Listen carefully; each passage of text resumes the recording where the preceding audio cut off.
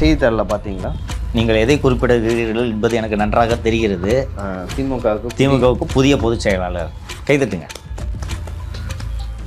யார் புதிய பொதுச் செயலாளர் சொல்லுங்கள். நானும் பார்த்துட்டேன் சார். அது ஒரு பிழை. ஓகே, ஏன்னா அதுலேயே மேலே கழக பொருளாளர் சார். அது ஒரு அச்சுப்பிழையா? அச்சுப்பிழை, எழுத்துப்பிழை, அச்சுப்பிழை, ஏதோ ஒன்று இருக்கட்டும். அது ஏதோ ஜஸ்ட் மிஸ்ல தப்பாக டைப் பண்ணியிருக்காங்க. இருக்கட்டும்.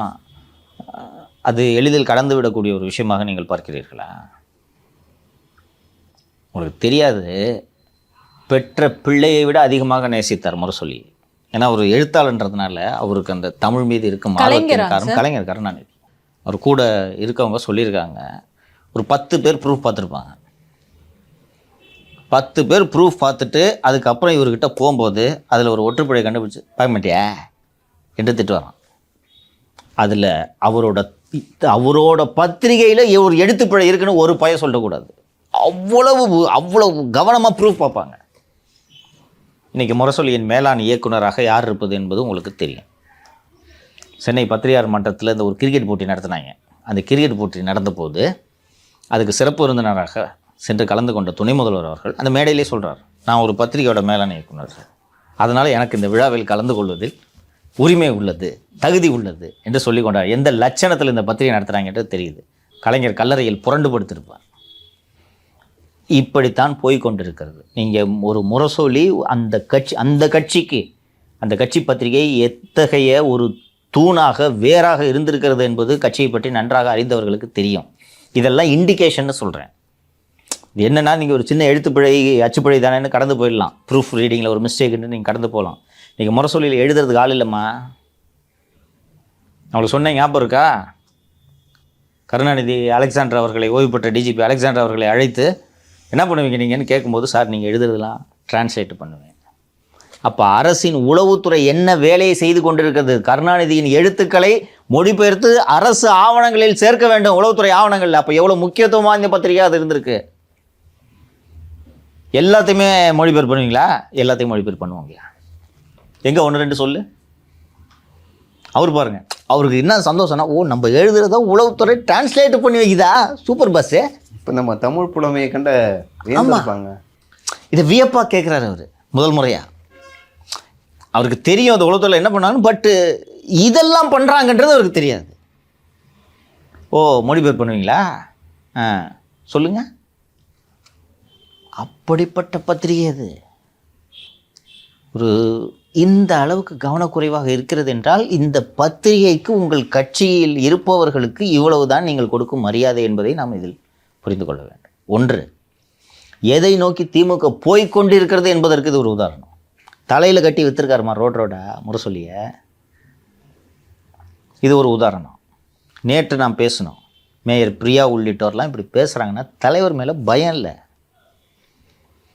இது தவறு, நடவடிக்கை எடுப்பார்கள் நம் மீது என்று தெரிந்தால் இதை செய்ய மாட்டார்கள். காலம் மாறிவிட்டது என்பதை திராவிட முன்னேற்ற கழகத்தினர் புரிந்து கொள்ளவில்லை. இன்னும் 60களில் எது வேண்டுமானாலும் நாம் பேசலாம் என்று நினைத்து தான் இன்று பேசி கொண்டிருக்கிறார்கள். 2 நாட்களுக்கு முன்னால் தந்தி டிவியில் ஒரு விவாதம், அந்த கிளிப்பு போட்டுருங்க சத்யா. பார்த்து ஆன்டி இன்கம்ஸ் அதிகமாக இருக்குது, ஆன்டி இன்கம்ஸ் அதிகமாக இருக்குது சார். ஆன்டி எல்லாம் சரியா இருக்கு, ஆன்டி எல்லாம் கரெக்ட் பண்ணி கரெக்டாக முறையாக பேசுங்க சார். ஆன்டி எல்லாம் கரெக்ட், நான் சொல்கிறேன் சார். ஆன்டி இன்கம்ஸ் பற்றி பிரச்சனை இல்லை சார். ஆன்டி எல்லாம் கரெக்டாக முறையாக திமுகவை தவிர இனிமேல் பெண்களை காப்பாற்ற நாதியே கிடையாதுன்னு முடிவெடுத்து அத்தனை ஆன்டியும் சரியா இருக்காங்க.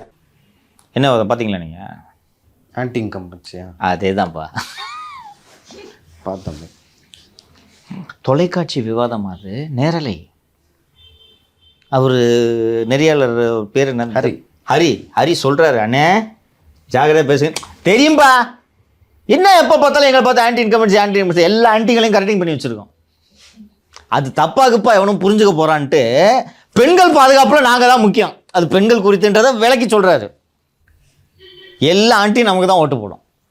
அவர் திமுகவின் பிரபலமான ஆபாச பேச்சாளர் வெற்றிகொண்டானின் மகன் சூர்யா வெற்றிகொண்டான். நான் பல முறை சொல்லியிருக்கேன், இது திமுக டிஎன்ஏல இருக்குன்ட்டு. நம்ம நேர்காணலில் திரு கல்யாண சுந்தரம் கூட சொல்லியிருக்காரு, திமுகவோட டிஎன்ஏல இருக்குன்னு. அவங்களுக்கு இது ஆபாசம் தெரியல பார்த்தீங்களா? லைவ் சேனல் உட்காந்து பேசிகிட்டு இருக்கோம், என்ன ஃப்ரெண்ட்ஸு கூட டாஸ்மாக் பார்ல உட்காந்து பேசினுக்கிறேன் நீ?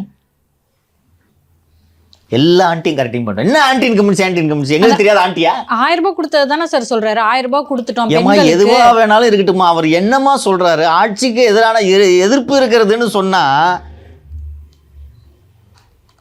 இது ஆன்டி, அது ஆண்டி. இல்ல பெண்களுக்கு நாங்க 1000 ரூபாய் கொடுத்ததன் மூலமா நாங்க வந்து ஆன்டி இன்கம்பன்சி இல்லைன்றாரு. அதை சொல்லுங்க. எல்லா ஆன்டி கரெக்டிங் பண்ணி வச்சிருக்கோன்ட்டு இருந்தாலும் சொல்கிறேன், நீங்கள் அவருக்கு மேலே முட்டு கொடுக்குறீங்க. இது எதை நோக்கி போகிறது என்பதை காட்டுகிறது. கட்சி கட்டுப்பாட்டில் இல்லை. கருணாநிதி, நான் ஏற்கனவே நம்ம பேசியிருக்கோம், அந்த 2G ஊழலிலேயே எப்படி எதிர்கொள்ள வேண்டும் என்று தனது கட்சியினர் தயார் லைன் கொடுத்துருவார். முரசொலி காலையில் எடுத்து படிச்சிங்கன்னா ஓகே தலைவர் இப்படி சொல்லியிருக்காங்க, இதை 10 பேர் ஊராக பேசுவான். இன்னைக்கு எழுதுறதுக்கு ஆள் இல்லை, முரசொலி இல்லை, பழசெல்லாம் எடுத்து பிரிண்ட் போட்டுருக்கீங்க நீங்கள். அந்த அலட்சியத்தோட நீட்சி தான் டிஆர் பாலுவை பொதுச் செயலாளர்னு போட்டிருக்கு. கட்சியோட எதிர்காலம் எப்படி இருக்குன்றதை நீங்கள் முடிவு செய்து கொள்ளுங்கள். சரி, சமீபத்தில் திமுக மாவட்ட செயலாளர்கள் கூட்டம் நடந்தது. அந்த கூட்டத்தில் என்ன பேசப்பட்டது? இந்த கண்டிப்பாக அதிமுக பாஜக கூட்டணி பற்றி பேசியிருப்பாங்க. அது எப்படி வந்து எதிர்கொள்ள போகிறாங்க? அதிமுக நேற்று இங்கே தினமணியில் லேஅவுட் வச்சுருக்காங்க, அது நம்ம போடலாம். தினமணி லேஅவுட் தான் நல்லா கரெக்டாக இருந்துச்சு. இந்த பக்கம் பழனிசாமி என்ன பேசுகிறார், இந்த பக்கம் திரு ஸ்டாலின் அவர்கள் என்ன பேசினார்ன்றது. மிரட்டி கூட்டணி வைக்கப்பட்டது என்று திரு ஸ்டாலின் அவர்கள் பேசியிருக்கிறார். பாஜகவின் மிரட்டலுக்கு பயந்து இந்த கூட்டணி வைக்கப்பட்டிருக்கிறது என்று பேசினார்.